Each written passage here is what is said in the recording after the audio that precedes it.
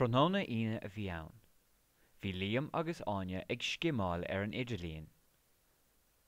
Chonaic siad fógra faoi cheolchuirm a bheith ar siúl i mbaile clia ag creidmheasa.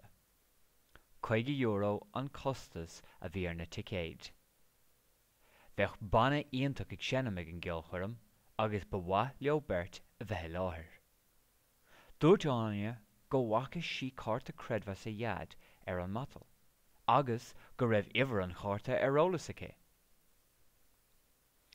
Gan na huile macnamh, rug siad ar an gárta. Cheannaigh siad €200. Thug siad €100 orthu.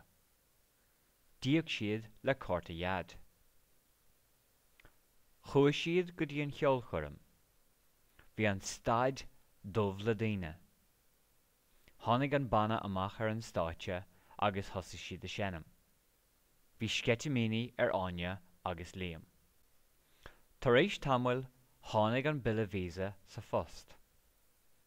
Lé dead an bille agus níor chreid sé a thuaille nuair a chonaic sé íocaíocht €100 don cheolchuirm san bhíomha. Ní raibh sé sásta. Bhí mam agus dad ar buile. Thaispeáin siad an bille don na déagóirí. Dír siad orthu an scéal a bhíniú. Dúirt Áine agus Liam go raibh brón orthu. Thuig siad nach raibh cead acu an cárta a húsáid, agus gheall siad nach dorlóch a lehéad arís. Chuir mam agus dad pianos ar an meirteacha. Chuir siad na déagóirí ag glanadh an tí. Ní Seán fuinneoga an seomra saoi agus glan Áine an seomra leis an bholús glantóir. D'fhoghlaim an bheirteachu ceacht thábhachtach, agus níor thóg siad airgid ón na dismóthaí riamh arís.